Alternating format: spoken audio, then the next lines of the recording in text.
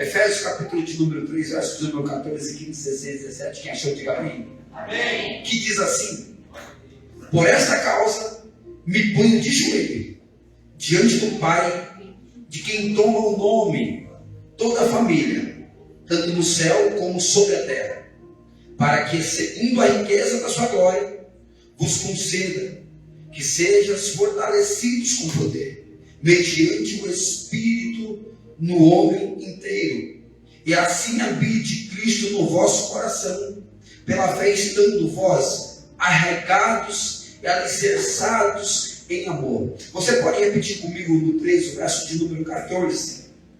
Somente o verso de número 14, no 1, 2, 3. Por causa disso, me ponho de joelhos perante o Pai do nosso Senhor Jesus Cristo. Agora olha para esse que está do seu lado e diga assim: a oração é o que te mantém de pé. Amém.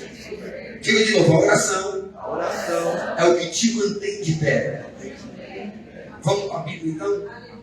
O texto que nós acabamos de ler em Efésios. Efésios é uma carta que Paulo vai escrever durante o seu tempo de aprisionamento na cidade de Creta, em Roma. Em um período que Paulo vai ser preso pelo imperador grego Félix e também pelo imperador romano César.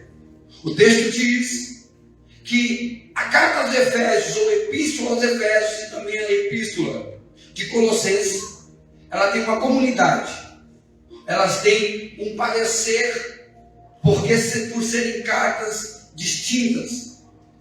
E alguns estudiosos vão dizer que essas cartas foram endereçadas com o mesmo intuito à igreja por um cooperador de Paulo conhecido como Tíquico. Alguém que Paulo levanta para fazer também a vontade do Senhor. Mas haja vista que a história da igreja, ou a carta embasada no livro de Efésios, ou na carta aos Efésios, é uma carta que vai trazer a conotação de uma igreja que, enquanto a liderança, que era Paulo, estava no presente momento, a igreja estava fortalecida pela fé em Cristo Jesus e acreditando o tempo todo na propagação e na manifestação dos céus, porque tinha sempre alguém induzindo a igreja a ser fortalecida pelo conhecimento e também fortalecida acerca da visita ou da manifestação espiritual. A busca incessante de Paulo ao ensinar aos Efésios que o conceito de uma vida espiritual não começava num simples ato de apenas estar presente. Era também no ato de estar manifesto por meio de uma presença a qual não era notada por homens, mas uma presença que era notada por Deus de joelhos. A oração, quando Paulo vai indagar os irmãos dos Efésios, é algo que vai tirar os irmãos da igreja de Efésios do âmbito físico e vai levar os irmãos da igreja de Efésios para o âmbito espiritual. Porque toda a narrativa na Bíblia, ela mexe primeiro com o mundo espiritual, segundamente com o mundo físico, terceiramente com o mundo intelectual e quarto, com a psique humana. O texto vai nos dizer que quando agora este Paulo vai se apresentar no cenário, tem alguém da igreja de Éfeso necessitando urgentemente de um socorro da parte de Deus por meio de um desânimo que veio tomando a igreja de Éfeso. O texto diz que este Paulo é alguém que aparece no cenário para a propagação do Evangelho. E quando este Paulo aparece para a propagação do Evangelho, alguém vai olhar no cenário e vai dizer que este Paulo é alguém que tem uma capacidade intelectual humana tão grande que não era cabível a ele falar acerca das coisas espirituais. Este Paulo era descendente judeu, este Paulo era romano, este Paulo também era grego, este Paulo também era fariseu de nascença. Alguém que vai observar o cenário deste Paulo, vai olhar e vai entender que ele era alguém apenas que surgiu no cenário para perseguir a igreja e não se envolver no âmbito espiritual. Quem olha para Paulo diz: este é Paulo que vai morrer perseguindo a igreja. Quem olha para Paulo vai dizer: este Paulo é alguém que apareceu no cenário apenas para oprimir a igreja. Mas o texto vai dizer que enquanto mais Herodes, enquanto mais o Império Romano, enquanto mais o Império Grego oprimia oprimia a igreja, mais a igreja crescia dentro da opressão do adversário. Eu já vou abrir um parênteses aqui, pastor Maurício, para dizer para alguém: tem alguém achando que é o momento de desistir, tem alguém achando que é o momento de parar, tem alguém achando que é o momento que vai tudo desfalecer e vai tudo se acabar. Mas é Deus dizendo, nesse cenário que você está vivendo, a opressão não é maior do que aquele que te fez a promessa. O problema que você está vivenciando agora não é maior do que aquele que te fez a promessa. Como assim, pregador? Paulo escreve aos Filipenses, capítulo de número 1, versículo de número 6, dizendo: tendo por certo que aquele que começou a boa obra é fiel para aperfeiçoar até o dia de Cristo Jesus. Mas haja vista dentro desse contexto bíblico que fortalecimento ou aperfeiçoamento é algo que gera dor, aperfeiçoamento é algo que gera vontade de parar, aperfeiçoamento é algo que gera vontade de desistir de alguma coisa ou de uma certa situação. Mas entenda uma coisa: Deus não vai aperfeiçoar aquilo que Ele não quer fazer o melhor para a vida dele ou dela. Vou liberar isso aqui de novo para você entender. Deus não está te privando de nada, Deus não está te maltratando dentro deste problema que você está vivendo, Deus não está te oprimindo dentro dessa situação. É Deus dizendo: primeiro eu preciso moldar você segundo a minha vontade, para fazer a minha vontade se cumprir sobre a sua vida. É Deus dizendo para algumas pessoas que estão aqui hoje e nos acompanhando pela internet: Deus não está te privando, Deus não está lhe maltratando, Deus não está trazendo aqui para você um sofrimento se Ele não tiver o propósito debaixo de todas as coisas. Porque, pregador, que o que para você neste exato momento é dor, que o que para você nesse exato momento é vontade de desistência, é vontade de sair deliberadamente correndo sem ele, sem beira, é Deus dizendo para você: eu estou no controle de todas as coisas, eu não perdi o controle da sua vida, eu não perdi o controle da sua casa. Já vou liberar para alguém entender. É alguém olhando e dizendo: o cenário é de perda, o cenário é de tristeza, o cenário parece que é um cenário de declínio, mas Deus está dizendo para alguém na noite desse dia de hoje: o que você está vivendo agora não pode mudar o propósito que eu já preparei para a sua vida. Eu vou liberar de novo para você entender. O que para você é dor, choro, lamentação, para Deus é apenas um propósito daquilo que Ele tem para fazer dentro da sua vida e no meio da sua parentela. Eu vou liberar porque Deus já fala no pé do meu ouvido. Enquanto você está aqui pedindo por alguém, Deus está operando na sua vida. Enquanto você está aqui clamando por uma cura, Deus está curando alguém que ficou em casa. Enquanto você está aqui buscando uma alegria da parte de Deus, Deus está avivando alguém que ficou em casa. O texto diz que Paulo vai aparecer no cenário do Império Romano em um momento em que a igreja começava a crescer em parâmetros isolados. Ninguém queria ver a igreja crescer em Roma, porque pregar em Roma não podia, orar em público não podia, falar de Jesus em público muito menos. Era oprimido o tempo todo. O cenário diz que Mateus, ele vai endereçar a sua carta para o povo judeu, o livro que leva o seu nome. E quando ele escreve para os judeus, ele escreve em hebraico dizendo que o rei dos reis, Senhor dos senhores estava presente. Mas os judeus não queriam aceitar essa palavra de Mateus. Marcos, quando começa a escrever a carta, o livro que leva o seu nome, Marcos interessa o livro não apenas para a nação judaica, mas também para duas nações distintas, a nação judaica e a nação grega. Ele escreve em hebraico e também em grego, mas a preocupação de Lucas agora não é escrever apenas para duas ou uma geração. A preocupação de Lucas é escrever para três nações diferenciadas, e uma das nações era uma nação a qual os olhos de Lucas ainda não tinham alcançado fisicamente, porque a visão de Lucas não era apenas uma visão física, a visão de Lucas era uma visão também espiritual, porque enquanto Mateus estava focado em endereçar a sua carta para os judeus, Marcos focado em endereçar a sua carta para os judeus e para os gregos que estavam no recinto. A preocupação de Lucas, o doutor Lucas da época, que curava ele, por meio da anatomia humana, a área física do ser humano, ele é resgatado por Deus, e Deus faz uma obra na vida de Lucas. A obra que Deus faz na vida de Lucas traz à existência uma inteligência, uma intelectualidade intelectualidade avançada de Lucas, não apenas no mundo físico, porque se você observar a carta aos Hebreus,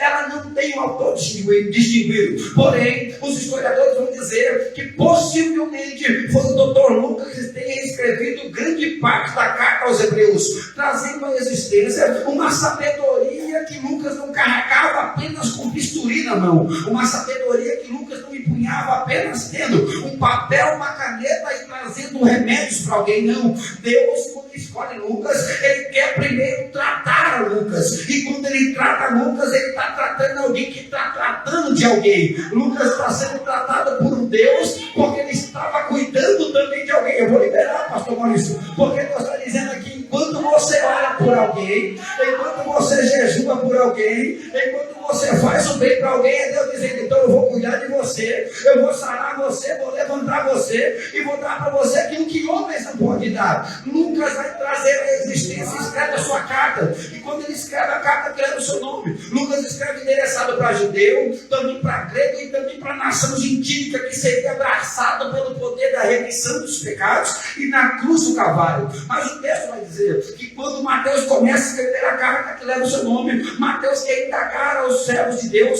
que havia sido recém-convertido ao cristianismo, que está seguindo a Jesus com pouco tempo. A Bíblia vai dizer que Mateus vai olhar para ele e vai dizer, ei, o Senhor vai subir até os altos céus, mas vai ressuscitar ao terceiro dia. Marcos também vai enfatizar dentro do seu livro, dizendo que o Senhor subiria até os altos céus, mas ressuscitaria ao terceiro dia. Algo que também fora enfatizado pelo doutor Lucas da época. Como assim, pregador? Lucas também vai dizer que o Senhor subiria até os altos céus, mas ressuscitaria em um corpo ressurreto e transformado. Alguém vai olhar e vai dizer, eu não estou entendendo o que esses caras estão falando. Eu não estou entendendo por quê.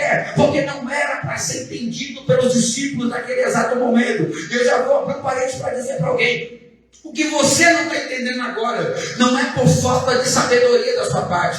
O que você não está entendendo agora não é por falta de intelectualidade sua ou por falta de sabedoria do profeta que você levou. O seu sonho, aquilo que Deus falou para você, o que você não está entendendo agora não é para ser compreendido agora. Porque, pregador, haverá coisas que eu não tenho conhecimento e não terei conhecimento no presente momento. Por quê? Porque eu vou ter que ouvir primeiro alguma coisa acontecer na minha vida. Eu preciso ouvir algo nos meus ouvidos para tornar a existência as coisas que não existem. Como assim? Eles não entenderam com os ouvidos, mas no capítulo 1 de Atos dos Apóstolos, quando Deus dá a autonomia para Lucas escrever a continuação da igreja primitiva na terra por meio dos discípulos que Deus havia escolhido, o texto vai dizer que Lucas, no capítulo 1, do verso 1 ao verso 7, vai dizer acerca de um Deus que morreu, mas foi ressurreto e fortaleceu agora a igreja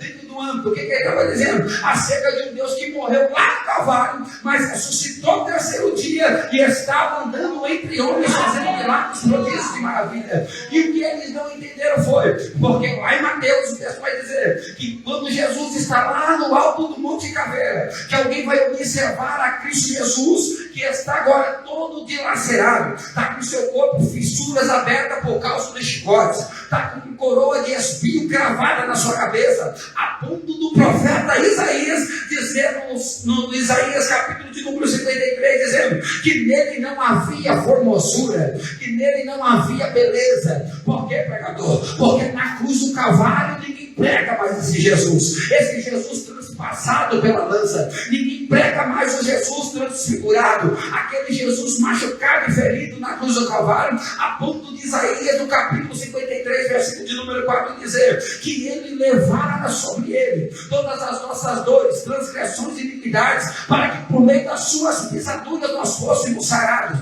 Quando este Jesus sente sede, o soldado romano enxaca a esponja de vinagre, encosta nos lábios de Jesus. Jesus entende que é o momento de entregar o teu espírito, quando ele olha para o céu e diz uma palavra em hebraico dizendo tetelestai, está consumado. E quando ele diz está consumado, o céu vai se ennegrecer, a terra vai se saculejar, a ponto de quem está à sua volta entender que ele era o Rei dos Reis, Senhor dos Senhores, é aquele que veio para tirar o pecado da humanidade. Quando alguém observa a narrativa, o céu se ennegrece, a terra saculeja, pensa que vai tocar no Espírito do Filho de Deus. Quando Paulo, em 1 Coríntios, capítulo 15, verso 55, mesmo não estando no cenário, vai dar um brado dizendo: ó morte, aonde é que está o seu aguilhão? Cravada, vencida, foi você pela vitória. Eu vou liberar para você entender lá no Antigo Testamento,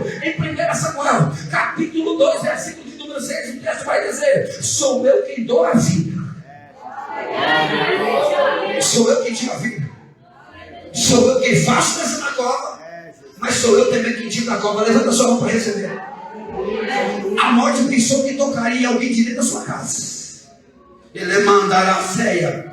A morte pensou que tocaria alguém do meio da sua parentela. Ele mandaria a ceia, a maia. Mas o meu Deus está dizendo e mandando eu liberar para a sua vida hoje. Receba a vida para cantar. Receba a vida para profetizar. Receba a vida para caminhar mais uma milha. Receba a vida para pregar. Porque, pregador, alguém no cenário decretou a sua morte, mas aparecendo Deus também no mesmo cenário para dizer que aonde foi decreto de morte, Deus está estabelecendo vida. Recebe vida para caminhar. Recebe vida para receber de Deus aquilo que Deus tem para a sua vida. Chorar faz parte do ministério, se angustiar faz parte do ministério, mas a vida é algo divino que Deus depositou sobre você. Vai chorar, mas vai viver. Vai sofrer, mas vai viver. Vai caminhar, mas vai viver. É Deus dizendo: meu projeto não fica paralisado dentro de problema. Meu projeto não fica paralisado dentro de enfermidade. Meu projeto não fica paralisado dentro de palavras persuasivas de hoje. É Deus dizendo para alguém na noite desse dia de hoje que o não do homem não pode intervir no sim que Deus já liberou para a sua vida.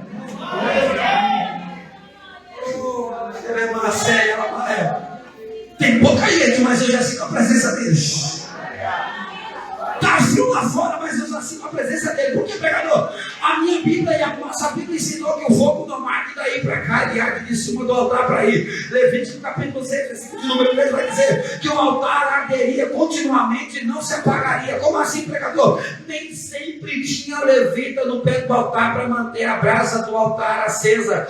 Tempo. Como assim? Porque o levita não foi chamado apenas para cantar lá dentro do templo. Lá em Levítico vai dizer que o levita também carregava a arca sobre os ombros, mantinha mantinha o templo limpo pelo lado de dentro e a manutenção pelo lado de fora. Nem sempre tinha levita no cenário para colocar ou trocar a lenha, mas Moisés estava atento todo o tempo e toda hora no cenário. Qual é o cenário? Por que, pregador? Porque de um lado tem sempre um jebuseu, do outro lado um saduceu. Por quê? Porque se a chama de Israel e Levítico se apagasse, não teria a misericórdia salvífica da parte de Deus para a nação gentílica. Se a chama do altar se apagasse, a promessa de Deus de trazer a redenção para a nação não aconteceria. Então tem alguém no cenário torcendo para que a chama do altar se apague. Moisés se apresenta no cenário e dá um brado dizendo: traga lenha nova. Quando alguém no cenário está olhando pensando que a lenha vai se apagar, pastor Maurício, Moisés dá um brado: traga lenha nova. Tem alguém no cenário olhando dizendo assim: vai apagar a chama e logo logo vai desistir de ir para a igreja. Vai apagar a chama e logo vai desistir de cantar, vai desistir de pregar, vai desistir de estar com a família.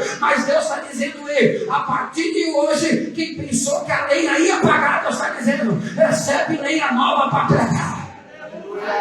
Recebe lenha nova para ficar de pé. Recebe lenha nova para fortalecimento. É Deus dizendo: ei, a chama não vai apagar. Pelo contrário, ela vai reacender. E quem pensou que tu estava fraco, alguém vai ter que orar e ver que a chama arderá continuamente sobre o altar e não se apagará. Amém, Jesus. O texto vai dizer que agora a nação de Israel está a observar o que vai acontecer. Em Atos capítulo de número 2, primeiro é falado acerca de morte e ascensão de Cristo. Só que no capítulo 2 a igreja vai receber do céu aquilo que o céu tinha para oferecer. Capítulo 2 de Atos dos Apóstolos, do verso 1 ao 4, o texto vai dizer que a promessa era para 500, mas apenas 120 vai receber do céu aquilo que o céu tinha para oferecer. E o texto diz que havia 120 crentes reunidos em uma casa e assentados sobre uma mesa. A figurativa de quem está sentado em uma cadeira é a evidência de alguém que está sentado porque sabe o que está esperando.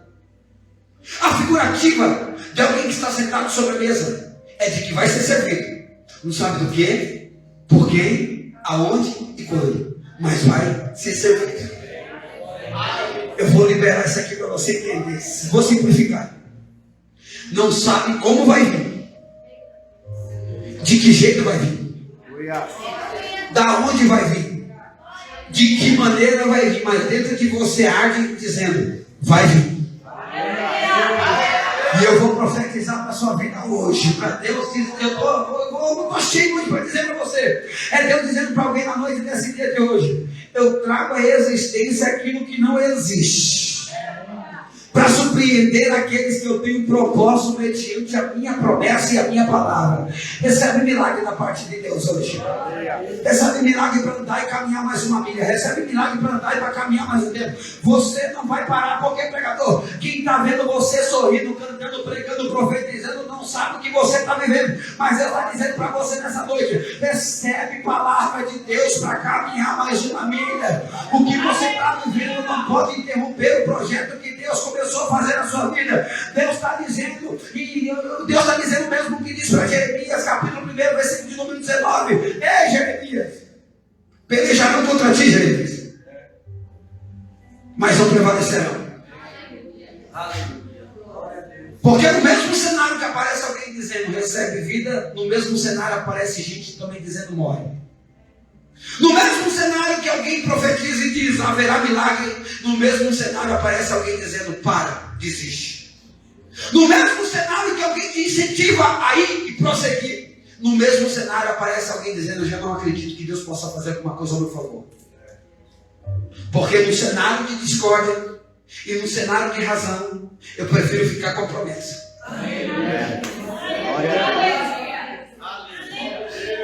Mateus diz que passarão os céus e a terra, mas a palavra de Deus não vai passar.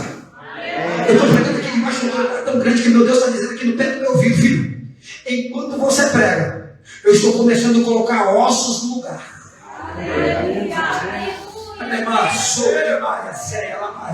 Filho, enquanto você prega, eu estou colocando a estrutura intelectual de pessoas no mesmo lugar que estavam. Porque o adversário está tentando desestabilizar a igreja. O adversário está tentando desestabilizar o emocional de crentes. O adversário está tentando desestabilizar o ministério espiritual de crentes. Como pregador, implantando uma tristeza que não é sua, implantando um desânimo que não é seu, implantando uma enfermidade que não faz parte de você. Isaías 53:4 levou sobre ele. Todas as nossas dores, e não é só física, é espiritual, intelectual, psíquica e mental. Alguém disse alguns anos atrás que a depressão é algo demoníaco. A depressão é nada mais nada menos do que uma tristeza profunda, causada por um sentimento de não conquista. E é algo que precisa ser tratado. Não tem cura, mas tem tratamento. Se você observar, teve um ano de 2018. Quantos pastores não se mataram com depressão?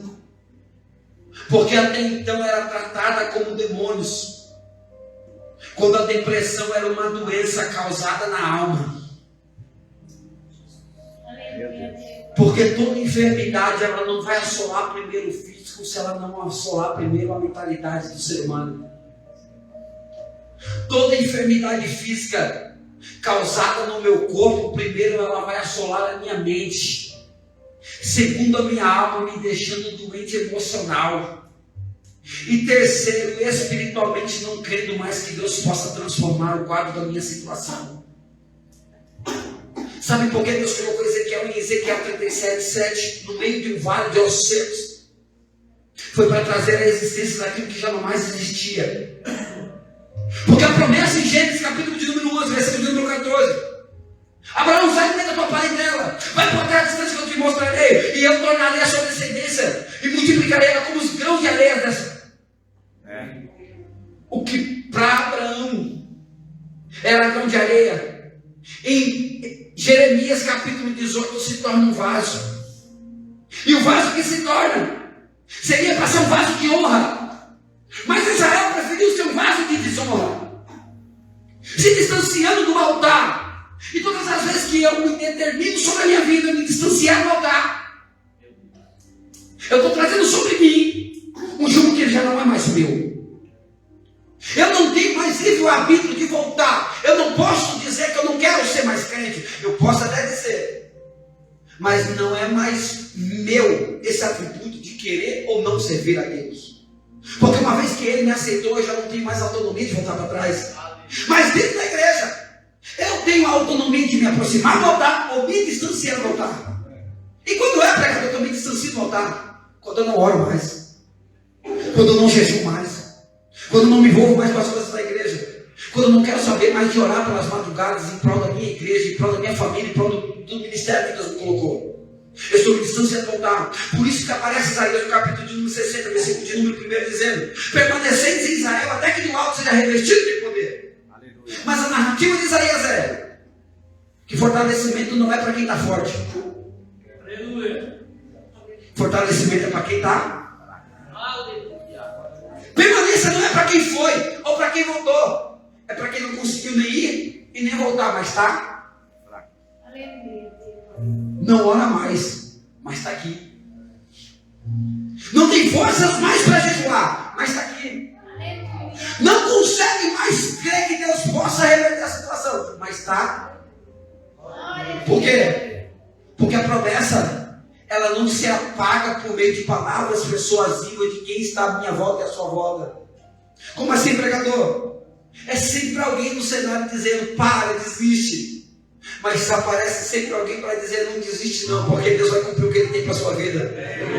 Eu quero ser um desses poucos para dizer para você: o que você está vivendo agora não pode anular a promessa que Deus tem para dentro da sua vida, para dentro da sua casa, para dentro do seu ministério, para o meio da sua parentela. O tempo que você está vivenciando agora não pode mudar o propósito que Deus tem para a sua vida. É Deus dizendo para alguém na noite desse dia de hoje: o segredo não é abaixar a cabeça para a adversidade. O segredo não é se entregar em cima de uma cama. O segredo não é se trancar em um quarto escuro e não querer mais para ninguém. O segredo é se apresentar diante desse problema e dizer que o Deus que você serve é bem maior do que tudo aquilo que você está vivendo. Você pode estar passando pelo vale, mas Ele vai passar com você. Pode passar pelas águas, mas ela não vai te submergir. Pode passar pelo fogo, mas Ele não vai te queimar. É Deus mesmo. A Bíblia vai dizer que eles começam a acreditar, porque no capítulo 2 a igreja recebe do céu que o céu tinha para oferecer. Mas entenda algo aqui: saiu um menino de dentro da casa de Atos capítulo 2 pregando o evangelho com toda a intrepidez. Chega a presença de Deus por nome de Estevão. Mas no capítulo 3, João e Pedro, que já estavam no cenário, tem que se apresentar no sinédrio para o Herodes, porque estava propagando o evangelho dentro dos parâmetros romanos sem poder pregar. Só que enquanto eles estão focados em Pedro e João, no sinédrio, está o menino Estevão pregando o evangelho lá fora. Eu vou liberar isso aqui. Focado no problema, eu fico paralisado apenas naquilo que alguém quer que eu fique paralisado. Mas a partir do momento que o meu problema ele não faça parte do meu eu, do meu levantar e do meu caminhar, eu entendo como Estevão que falar de Deus, pregar a Deus, cantar para Deus, profetizar diante de Deus pode reverter o quadro não de João e de Pedro, mas pode reverter o quadro de uma igreja. Aleluia. Eu vou liberar isso aqui para você que não entendeu. Enquanto Herodes estava focado em Pedro e João, tinha um menino cheio de Deus pregando pelo lado de fora. Enquanto tem alguém paralisado no problema, tem alguém pregando fora do problema. Enquanto tem alguém olhando apenas para o problema, para a dificuldade, para a situação, tem alguém fora do problema dizendo que esse problema não é nada obediente ao Deus que você vive. Esse não está pregando. O sinédrio olha e observa e vê que o menino está trazendo palavras que não incomodam apenas no âmbito físico, mas no âmbito espiritual. Estevão está cheio. E quando alguém observa, Estevão manda prender o menino. Capítulo 7. prendem Estevão. Mas o capítulo de número 3, Pedro, numa única pregação, traz a conversão de 3.000 homens. Por que, pregador? Porque é no cenário que a gente mais pisa. No cenário que alguém mais te oprime. No cenário que alguém mais te maltrata. No cenário que alguém mais faz descaso de você. É o cenário que Deus vai fazer você crescer. Isso não é barganha de pregador, isso aqui é Bíblia. Porque enquanto mais dentro dos parâmetros humanos oprimiam a igreja, mais a igreja crescia. E todo o crescimento não vai ser gerado na zona do conforto. Todo o crescimento vai ser gerado na zona da opressão. Como assim, pregador? Deus só vai extrair o seu melhor quando você estiver vivenciando aquilo que é o seu pior. Porque no seu melhor você escolhe o que quer fazer. No seu melhor você escolhe os dias que você quer vir para a igreja. No seu melhor você escolhe para quem você quer levantar a mão quando canta, quando prega, quando profetiza. Mas no seu pior, você não quer saber quem cantou, quem pregou, quem profetizou. Você só quer adorar. Aleluia. Acaba-se o culto e apaga-se a luz. O culto não acaba aqui porque ele continua no celular, no fone de ouvido, no pé da cama. E que diz que ele ainda acaba lá, porque dorme na angústia de uma madrugada que você nem conseguiu dormir direito, mas levanta sabendo que tem tarefas dos dia a dia para fazer. E quando não tem mais ninguém em casa, você vai lá para a pia, começa a lavar o seu copo, o seu prato e começa a cantar para ele. E mesmo não sabendo cantar como você gostaria de cantar, você canta do seu jeito, mas começa a sentir o seu corpo todo arrepiar, a ponto de correr lágrimas no pé do seu olho. É Deus dizendo para você: eu me apresento no cenário onde há adoração por meio da sua boca. É Deus dizendo: tem alguém te oprimindo, tem alguém te apertando, mas eu me apresento por meio daquilo que sai da sua boca. Como assim, pregador? É Deus dizendo: a sensibilidade faz eu me apresentar no cenário de dor. Porque todas as vezes que eu estou sofrendo por alguma coisa, por algo, por alguém, eu me torno sensível. E a sensibilidade me faz aguçar algo que eu não conseguiria aguçar se eu não estivesse passando pelo que eu estou passando. Pastor Maurício, Ezequiel capítulo 37, verso 7. Os pregadores passam direto dizendo que quando Deus manda ele profetizar, a primeira profecia lançada é ossos. Quando ele profetiza, na visão de alguém que vai ler o texto e não vai examinar ele direito, vai esperar na visão que Ezequiel profetizou, primeiro os ossos se juntarem, subirem tendões e peles sobre os ossos. Figurativa. Mas Ezequiel 37:7, a parte C, se você observar aí a parte C do capítulo 37, verso 7, antes dos ossos se juntar, primeiro teve que haver um ruído. Era o Ezequiel que almejou ser profeta dentro de Jerusalém, mas está no 30º ano, dentro do 5º dia, do 5º mês do rei Dário, dentro da cidade da Babilônia. Já não acredita mais ser profeta porque está dentro da Babilônia. Mas o capítulo de número 2, Ezequiel, a palavra de Deus dentro da Babilônia é: Ezequiel, fica de pé, porque hoje eu vou falar contigo. Aleluia. Você entende que Deus não precisa tirar você do cenário que você está para usar você no cenário que você está? Você entende que Deus não precisa tirar você do cenário que você está vivendo para te honrar no cenário que você está vivendo? Eu vou liberar porque 2 pessoas entenderam. Deus não precisa provar nada para ninguém. Glória a Deus. Ele manda a série, ela mais. Deus não precisa provar nada para ninguém. Se não aconteceu ainda, porque não é para acontecer. Se não aconteceu no cenário que você queria, porque não é para acontecer. Porque entre a promessa e o cumprimento de promessa há o tempo da preparação. E ser preparado gera lágrimas. Ser preparado gera vontade de sair correndo deliberadamente, sem ele e sem beira. Mas entenda uma coisa: quem te fez promessa não foi profeta. Quem te fez esposa. Porque no novo conceito da nova aliança nós somos canal de Deus. E eu, como canal de Deus, essa noite eu quero profetizar na sua vida, dizendo para você: vai acontecer o milagre da parte de Deus na sua vida, na sua casa, no seu casamento e no meio da sua parentela, querendo o adversário ou não. Alguém olha e diz: não vai acontecer. Porque focaram em Pedro e João no sinédrio, mas esqueceram que o menino Estevão estava pregando. No capítulo 4 a igreja entendeu que não era apenas observar enquanto o pregador pregava e nem enquanto o Estevão estava fora do cenário, não. A igreja entendeu no capítulo 4 que de joelho a igreja era mais forte. Capítulo 5 a igreja entendeu que Deus agora começa a vocacionar os homens que vão andar do seu lado. Mas porém no capítulo 7 alguém vai prender o menino Estevão dizendo: vamos paralisar a igreja mais uma vez. Prenderam o menino Estevão. Pregava com intrepidez, fazia milagres, prodígios e maravilhas. E alguém observa Estevão que não está pregando mais. Estevão não tem mais a posse do microfone. Estevão não tem mais a posse da Bíblia. Estevão não está mais de terno, não está de gravata. Estevão não está mais no cenário que alguém queria que ele estivesse. Mas observe uma coisa: para Estevão pregar do jeito que ele pregava, com milagres, prodígios e maravilhas, primeiro ele tinha que estar dentro da casa. Capítulo 2 de Atos dos Apóstolos, ele também recebeu do céu aquilo que o céu tinha para dar para ele. Porém, alguém vai tomar a vocação que não era dele. A vocação é minha por tempo determinado. Eu não prego porque eu sou bom, eu prego porque a vocação é dele. Eu não canto porque eu sou bom, eu canto porque a vocação é dele.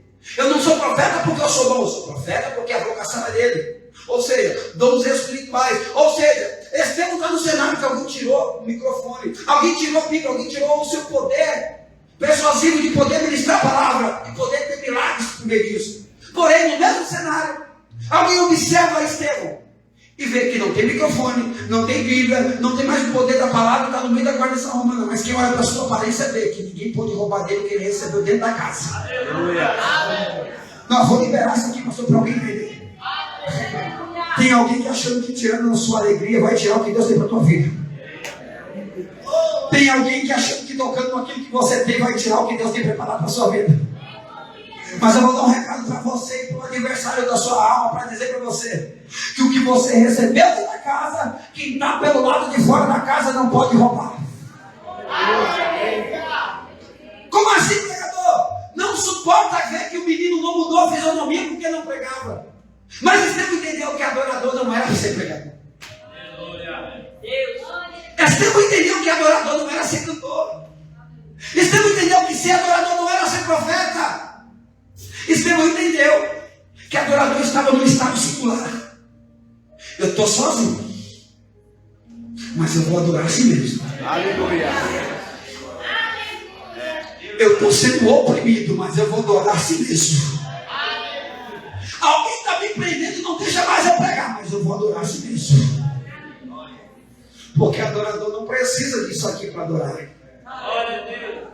Pregador não precisa disso aqui para pregar. Eu venho do trem de Guarnazes para cá pregando sem microfone.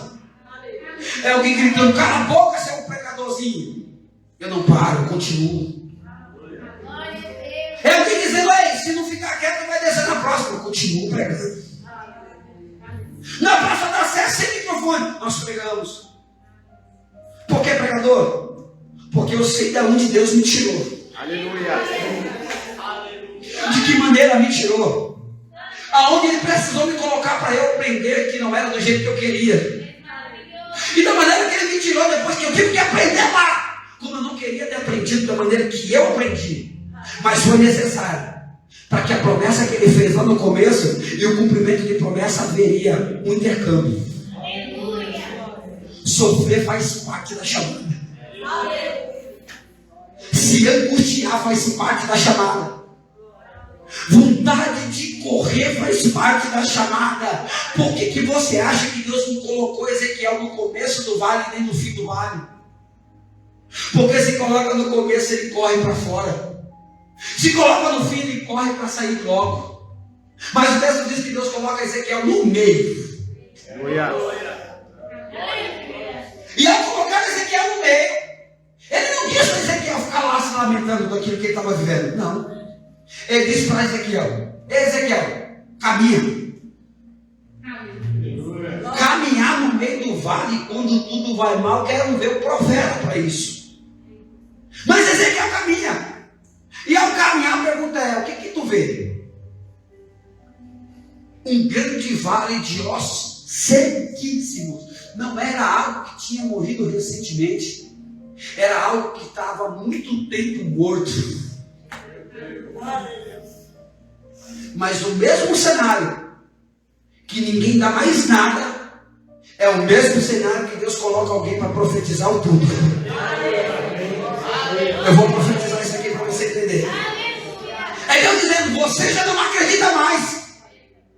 Você já não crê mais que Deus possa reverter. Você já não crê mais que Deus possa entrar. Mas a autonomia dada pelo Espírito Santo, eu quero profetizar na sua vida que o que para você já foi perda de controle, para Deus é a tomada do controle novamente. É Deus dizendo para alguém nessa noite: o processo da dor não pode modificar o projeto chamado você.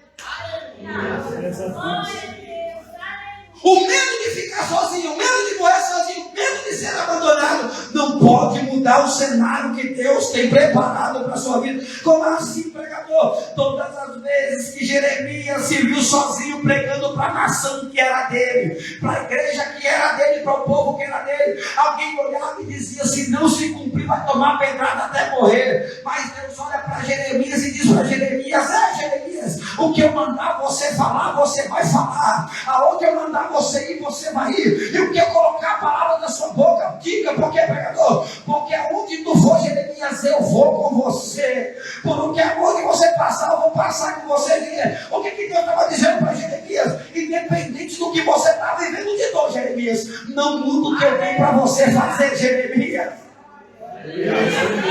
Está doendo, mas não pare de pregar. Está doendo, mas não pare de cantar. Está doendo, mas não pare de profetizar. Está doendo, mas não pare de vir para a igreja. Está doendo, mas não desista de ser um líder. Está doendo, mas não desista de fazer o que Deus deu para você fazer. Por que, pregador? Porque a dor não pode anular o que Deus tem para a sua vida. A dor não pode anular o projeto que Deus tem para a tua casa.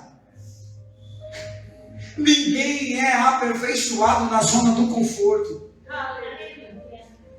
Israel foi levado cativo para o Egito e fica 430 anos. Quando pensam que vão alcançar a promessa em 3 semanas, vão andar mais 40 anos no deserto. E quando pensam agora que está tudo bem, entre o período intertestamentário, conhecido como Antigo e Novo Testamento, esse pedacinho branco da sua Bíblia aí, ou uma folha toda branca entre Malaquias e Mateus, que você acha que alguém que esqueceu de escrever, não é. Isso aí significa o silêncio de Deus. Só que o silêncio de Deus dói. Mas ele passa. Eu vou falar de novo. O silêncio de Deus dói, porém ele passa. O que você está vivendo vai passar. O que você está sentindo agora vai passar. Eu estou debaixo de uma autoridade tão grande aqui, porque nós estávamos no monte. E eu subo de manhã para o monte, sem café, sem pão, e andando 1h40 para chegar, andando. É o mesmo monte que o pastor Cristiano vai, em Guaianazes, que é o Monte Áureo. Faz 28 anos que eu subo naquele monte. Só que de 17 anos para cá, com carro sem carro, com ônibus sem ônibus, só foi a pé. E todas as vezes é sem comer e sem beber até as 4 ou 5 horas da tarde. E eu estava orando em prol da igreja aqui, em prol da vida dos pastores aqui, em prol desse povo daqui. E o Senhor falava no pé do meu ouvido lá, sentado, sobre um tronco de madeira lendo a Bíblia. O Senhor falava assim: diga para eles que hoje é noite de cura na alma. Glória a Deus. Diga para eles que o que eu tenho para fazer não vai ser anulado, independente do que você viu, ouviu e viveu. Eu debaixo da autoridade, Deus está falando aqui para mim. Diga para alguém na noite desse dia de hoje: te prepara, Porque para eu fazer para você, na sua vida, o que eu tenho para fazer, eu preciso tirar de você aquilo que você tem. Nem que dou, mas eu vou tirar lá, maçou, ele maia, cara, a ceia. Mas Deus está dizendo, chegou o tempo, irmão, que a ceia, ela maia, de viver como os remanescentes de Cristo escolhido por Deus. Quem foi, não foi sem propósito, mas quem ficou tem propósito. É Deus dizendo para alguém na noite desse dia de hoje: volte a sonhar. Volte a projetar, lamando que a ceia, a maia, caia. Volte a reviver os planos e projetos lançados dentro de uma sepultura emocional. É Deus dizendo: hoje eu começo a fazer você novamente sonhar como não mais sonhava. Eu começo a fazer você sentir vontade de viver como já não mais sente mais. Eu começo a fazer você sentir vontade de almejar as coisas referentes ao Evangelho de Cristo Jesus. É Deus dizendo para alguém nessa noite: você é projeto de Deus, e por meio da sua vida eu preciso colocar quem está à sua volta de pé. E não é pelo que você prega, o que você canta, é pelo que você vive. Alguém está olhando para você hoje, observando que a sua dor é grande, que a sua vontade de desistir é grande, que a sua vontade de parar é grande, não consegue ouvir nem o seu gemido mais, tamanha é a sua dor. Mas Deus está dizendo: não esboce palavras para convencer alguém de nada, porque Deus está dizendo, em meio a essa angústia, essa dor, em meio a tudo aquilo que você está vivendo agora, Deus está dizendo: eu vou converter quem está na sua volta. Porque, pregador, a Bíblia vai dizer que não é o que nós pregamos, mas é o que nós vivemos. Está vivendo dor, mas vai ter milagre em meio à sua dor. Está vivendo dor, mas vai ter regeneração em meio à sua dor. Está vivendo sofrimento, mas vai viver o novo da parte de Deus.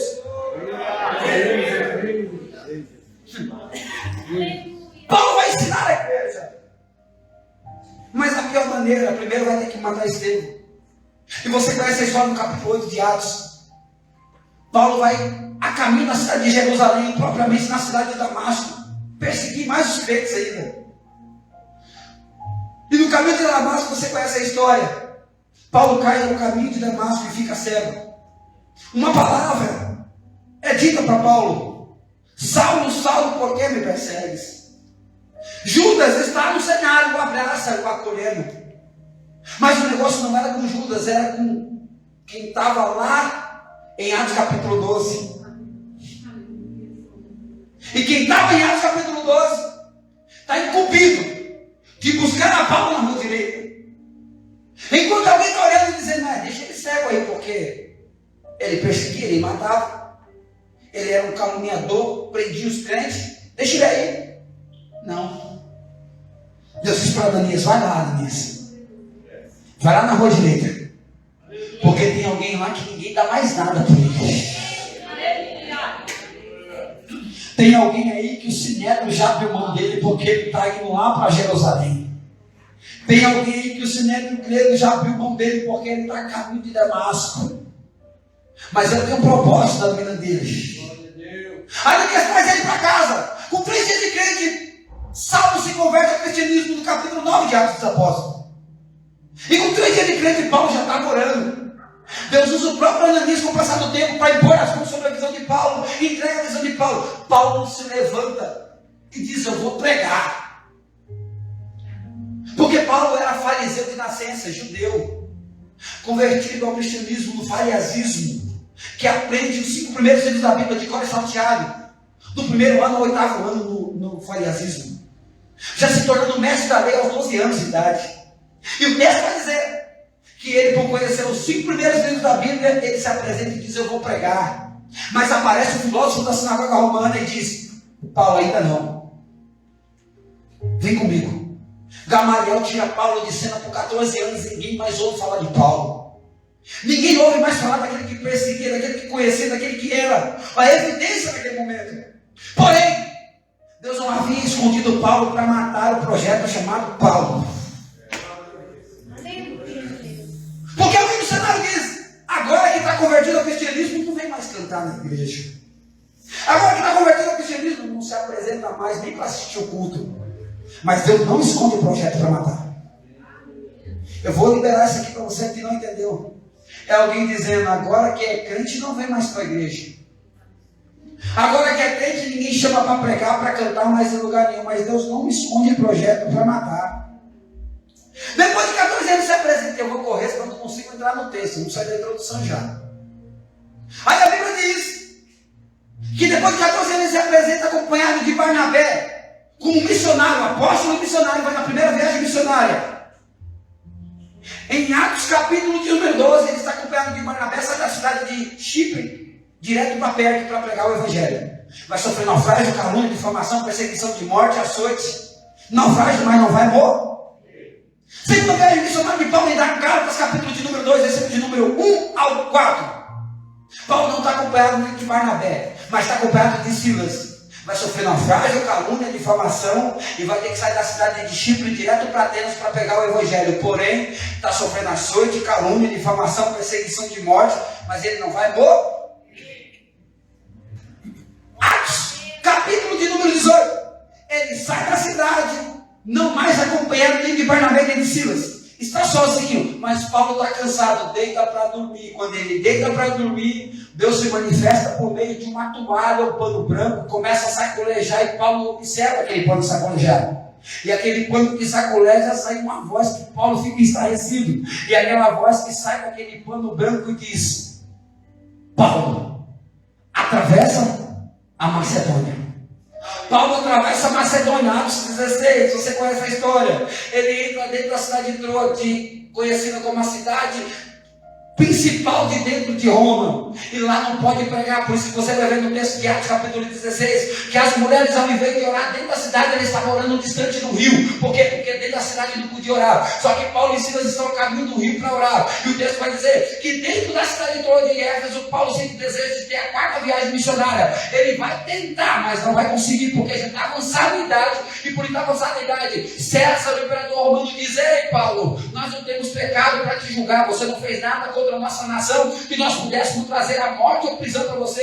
Eles não podiam prender Paulo porque Paulo era cidadão romano. Não podiam bater em Paulo porque Paulo era cidadão romano. Não podiam açoitar Paulo porque era cidadão romano. Então agora César olha e fala: ei César, ei Félix, eu vou passar o problema para você. Passa para o imperador grego. O imperador grego olha e fala assim: ei, mas eu não tenho pecado contra este homem. Não posso fazer nada porque ele também é descendente de grego. Eu não posso bater ele, não posso prender ele, não posso maltratar ele. Porém, vamos fazer assim: vamos colocar ele dentro dessa embarcação em Atos, capítulo de número 27. E no capítulo 27 de Atos, colocam ele dentro de uma embarcação com 192 homens diferentes. E lá, 4 nacionalidades diferentes dentro de uma embarcação que não suportavam ouvir a palavra Paulo.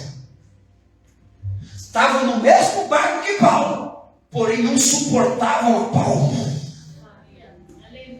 Tinham que remar em direção à cidade de Creta, do outro lado do oceano. Porém, não aceitava que Paulo estivesse remando para o mesmo lado. Eu vim no cenário dizendo: ei, eu não suporto Paulo, mas eu tenho que ir para o mesmo lugar que Paulo. Eu não quero Paulo no cenário, mas eu tenho que estar com Paulo no mesmo cenário. Porque independente de quem queira ou não queira, você vai chegar onde tem que chegar. Eu vou liberar isso aqui para você entender. Tem alguém dizendo: eu não gosto deles, eu não gosto dela, eu não gosto do que ele faz, do que ela faz. Mas Deus está dizendo aqui hoje: independente de quem gosta, de quem queira, de quem não queira, você vai chegar onde Deus estipulou para você chegar. Olha para essa sua vida, vai chegar. Em Atos 27, o barco vai à deriva por causa do vento. Em Atos capítulo 27, verso número 13 e 14. Por causa do vento, e afunda o barco. E afundar o barco, em Atos capítulo número 28, começa Paulo a chegar sobre um madeiro molhado dentro de uma cidade conhecida como Ilha de Malta. Eu quero passar essa parte, senão eu não consigo pregar. Aí o texto diz que agora Paulo chega, só que vai ser preso na cidade de Creta, em Roma. E a prisão de Paulo não é uma prisão de cadeia, porque ele não poderia ficar preso em cadeia, porque ele era cidadão romano, grego. Então ele aluga uma casa dentro dos parâmetros romanos. E ele começa agora a receber pessoas para professar o evangelho. Só que quando alguém olha para Paulo e diz, agora nessa casa acabou a história de Paulo, porque ele já não pode ir porque a idade dele é avançada, Deus olha do céu e diz, não, Paulo, ainda não acabou. Que o que para alguém é fim para você, para mim é apenas o princípio de uma nova história. Eu vou liberar para você entender. Alguém decretou o fim de Paulo, mas Deus disse que não, era apenas o princípio de uma nova história. Sentado em uma cadeira, com uma caneta na mão, Paulo escreve 4 cartas endereçadas a 4 igrejas. Carta aos Efésios, carta aos Colossenses, carta aos Filipenses e carta aos irmãos da igreja de Filemão. Quando os irmãos da igreja de Colosso entraram num colapso, o pastor Maurício dizendo, a promessa não vai cumprir, eu não quero mais saber.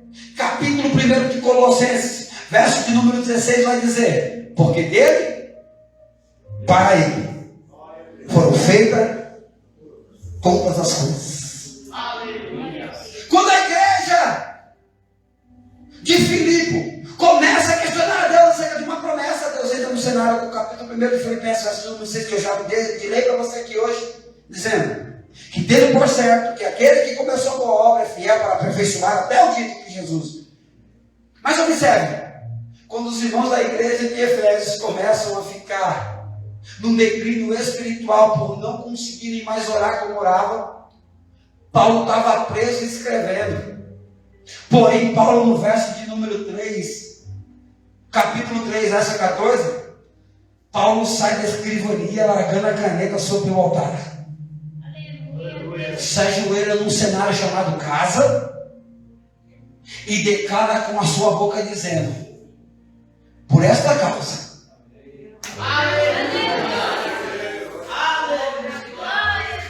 e não era qualquer causa. Paulo não estava lutando mais pelos seus próprios interesses, mas Paulo estava lutando em prol do interesse da igreja. Era Paulo dizendo para os irmãos de Éfeso, vocês têm força para orar? Espera aí, mesmo debilitado, mesmo avançado em idade, mesmo preso por amor a Cristo Jesus, eu vou abandonar minha vocação para orar por você agora. Era Paulo dizendo, por essa causa eu me coloco de joelho. Aí você entende esse Paulo também declara em Efésios capítulo de número 3, verso número 10, onde dizendo, falando acerca das armaduras espirituais. Porque todo revestimento ele não acontece de lá para cá. Todo revestimento acontece daqui para lá. E quando Paulo declara dizendo, por essa causa eu me coloco de joelho, e tem alguém no cenário lendo acerca das armaduras da justiça. E o capacete da justiça vem para tirar aquilo que a imoralidade do mundo tem que implantar na minha mente, conhecido como psique humana. Botas dos meus pés significa o caminhar em meio à dificuldade a qual o meu momento tem me proposto a viver, mas que não pode me parar, porque o que eu recebi não é de homens.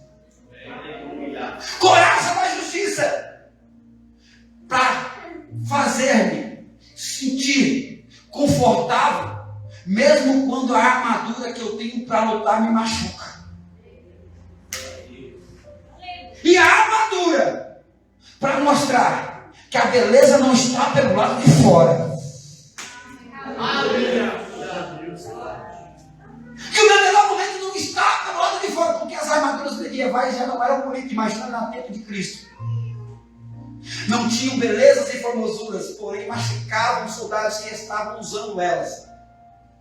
Mas o conforto e a beleza não estavam pelo lado de fora.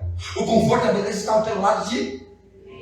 A tratativa não é pelo lado de fora, a tratativa é pelo lado de... Por isso Lucas capítulo 17, versículo de número 21 vai dizer que alguns dirão que o reino de Deus está lá, o reino de Deus está ali. Mas o reino de Deus está estabelecido dentro de quem? O escritor dos Romanos, capítulo 14, versículo de número 17, vai dizer que o reino não é comida, não é bebida. Se não é comida, não é bebida, é espírito. E se é espírito, está dentro de quem? Olha para esse que está do seu lado e diga assim, o seu melhor não está pelo lado de fora. O seu melhor está pelo lado de dentro. Mesmo que alguém não reconheça o seu melhor, eu estou dizendo, o seu melhor está pelo lado de dentro. Eu vou liberar isso aqui porque Deus fala no pé do meu ouvido. Não te preocupe em agradar quem não quer ver o seu melhor. Te preocupe em apenas fazer o que é o seu melhor. É Deus dizendo para alguém: se Ele, como Cristo Jesus, 100% homem, 100% Deus, não conseguiu agradar a nação, imagina eu e você, comedores de arroz e feijão. Eu vou abrir um parênteses aqui. Eu fico com dó dos pastores que dirigem igreja. Por quê? Não é uma pena de dó de coitadinho, não, porque eles sabem o que eles escolheram para eles. E é vocação. Eu mesmo com 40 anos de idade agora, eu dirigi 12 anos da minha vida, eu dirigi igrejas do Ministério do Braz. E quem disse que foi fácil? Quando a gente pensava que estava agradando o ar, o B estava todo triste. Quando o B estava triste, o A estava me cobrando que eu não conseguia fazer sozinho. Por quê? Porque pastorear não é apenas o status do pastor. E ninguém vai compreender eles nunca, porque eles não vão conseguir achar pessoas, não pessoas que tenham um grau de intelectualidade a ponto de compreendê-los ou não, mas o que eles vivem como apacentadores de ovelha. Não tem palavras que um ser humano normal, com a mentalidade normal, possa absorver e poder dar uma diretriz. Por isso que pastor chora, por isso que pastor geme, por isso que pastores muitas vezes precisam tirar uma semana para poder ficar tranquilo. Porque esse tempo que eles tiram para eles é o tempo que vai aliviar o fardo que não é deles. Aleluia. Todo mundo quer ser compreendido, mas ninguém muitas vezes quer compreender os pastores. E é difícil. Por quê? Por que eu estou dentro dessa tese? Porque se a tratativa é de dentro para fora, eu preciso cuidar do que está pelo lado de... E muitas vezes eu quero olhar só o lado de fora. E esqueço que o lado de dentro está pendente, precisando de algo da minha parte. Os irmãos da igreja de Éfeso estavam numa fase difícil. Já não criam que Deus poderia fazer algo diferente. Já não acreditavam no reverso da situação pela qual estava vivendo. Mas eles depositaram a confiança deles sobre a vida de alguém que estava debilitado e propriamente preso em Roma. Paulo escreve ainda essa carta para eles dizendo que por esta causa eu me coloco de joelho. E isso é tema de um monte de igreja. Mas que a gente vê um monte de pregador trazer um monte de salseiro e não traz o que tinha que trazer dentro do próprio texto. Efésios era uma igreja machucada. A igreja não, Efésios, uma igreja que precisava de socorro. Efésios era uma igreja que estava precisando de uma cobertura espiritual. Por isso que nós vemos sobre temas: mães de joelhos e filhos de pés. Por quê? Porque tem sempre alguém no cenário. Quando você menos pensa, tem alguém lá do outro lado orando por você. Você não é projeto por acaso. Porque antes de você estar no Evangelho, servindo a Cristo Jesus, já tinha alguém orando por você. Já tinha alguém crendo que você poderia ser alguém diferente. Enquanto eu estou pregando aqui, Deus está dizendo aqui, ó, eu estou revertendo o quadro de algumas pessoas aqui hoje. Remando que a ceia, ela Deus está dizendo aqui hoje, enquanto você prega, filho, eu estou mudando o cenário dentro da casa de algumas pessoas aqui dentro hoje. Enquanto você prega, filho, aqui hoje, eu estou tirando uma tristeza transbordante que está causando um sofrimento muito grande dentro de algumas pessoas aqui hoje. É Deus dizendo nesse cenário, o que você viveu até hoje não pode te paralisar. E eu vou sair daqui hoje, vou subir para o monte de novo e vou subir na certeza. É dia 24 isso que eu volto. Que no dia 24, semana que vem, voltando aqui, eu tenho certeza que eu vou ver pessoas falando do que está vivendo no presente momento. Porque eu vou levantar minha mão e vou profetizar para a sua vida aqui agora. Que Deus está entrando aonde você não pode entrar. Deus está fazendo aquilo que você não pode fazer. Aquela senhora de óculos ali, ó. Isso, mulher de Deus. Sabe a sua mão assim? Isso, olhou para a menina na frente. É você que cruzou o braço aí. É, isso. Levante, por gentileza. Aleluia. Assim te diz aquele que vive e que reina, que te conhece mais do que você mesmo. Tu sabe do que você tem passado por não abrir a sua boca como deveria abrir. O Senhor depositou sobre si uma confiança e uma autonomia tão grande em poder apaziguar tempos difíceis dentro da sua parentela ou chamada casa. Mas o Senhor diz o pé do meu ouvido que tu está vivendo um momento difícil dentro de você mesma. Mas o meu Deus está dizendo: mulher, eu sou o Deus que te busco pelas madrugadas e tenho te achado. Assim que diz o Senhor, por meio do seu abrir de boca eu vou sarar a enfermidade à sua volta. O meu Deus manda te dizer na noite desse dia de hoje: te prepara, mulher, te prepara, porque o que você está vivendo nesse pesado momento não pode anular o projeto que eu tenho sobre a tua vida. Deus está dizendo: ei, um infarto te acometeria por esses dias, a ponto de te tirar do meio da sua parentela. Mas o Senhor olhou lá do alto e disse: não, eu tenho propósito na casa dela ainda, porque tem alguém lá que não é convertido ao Evangelho, tem alguém lá que não professa a mesma fé. E Deus está dizendo: eu vou fazer o adversário querer ou não, mas ele vai ter que te ver de pé para cantar o hino da vitória. Recebe vida hoje, porque o adversário não pode tocar naquilo que Deus deu para você hoje. Marcela, Maia, Caia, Sônia, Maia. Pode sentar, mulher de Deus, pode sentar.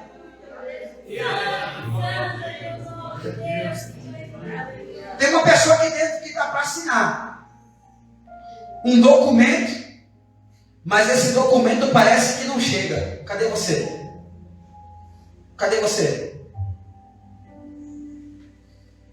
Está para assinar um documento e esse documento parece que não chega, está demorando além da conta para chegar. Cadê? Para entregar o microfone, cadê?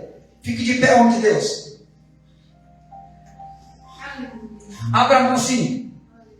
Assim te diz o Senhor na noite desse dia de hoje, que o adversário tentou paralisar porque sabe dos projetos que tu tem referente a esse documento que está para chegar.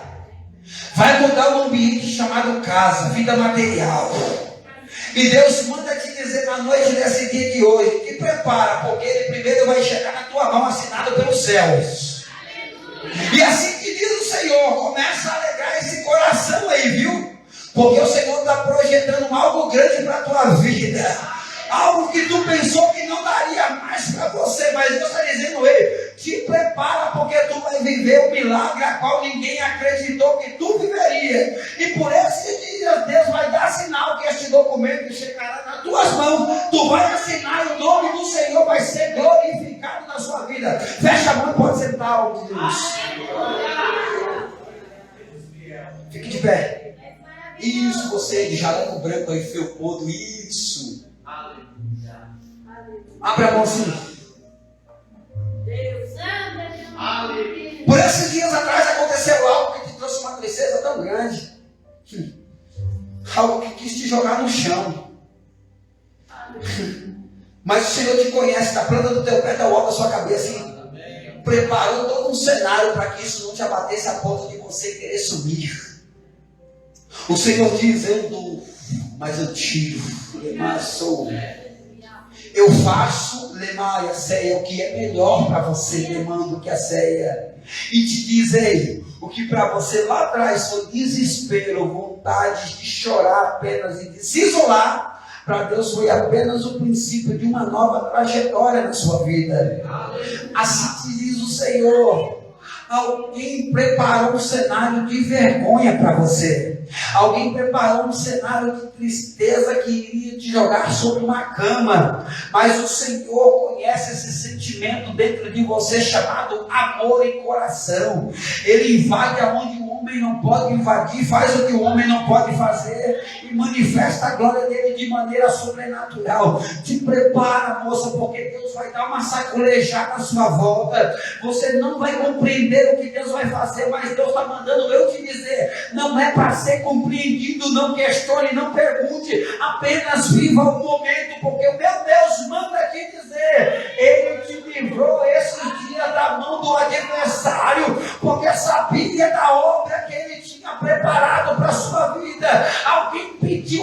sua vida, alguém pediu a sua alma, mas o Senhor entrou no cenário dizendo: não, eu vou fazer algo por ela, eu preciso mudar a vida dela, eu preciso visitar a mente, o sentimento dela, e ela não vai morrer, mas vai viver. Abra a mão assim que diz aquele que vive e que reina. Estou eu abrindo uma porta temporária para você apenas juntar um montante acerca de dinheiro, porque o seu projeto não é esse, o seu projeto é outro. O Senhor fala no pé do meu ouvido: é temporária, mas guarde com sabedoria, porque quando você lá estiver, eu vou começar a abrir a diretriz aonde você quer ir, o que você quer fazer. É Deus dizendo: ei, não te preocupa, porque você é o Deus que vou te colocar onde ninguém pensou. Amacé, eu vou lá, mano, que é sério. Deus está dizendo: eu vou te honrar, querendo adversário da sua alma ou não. Fecha a mão, gente.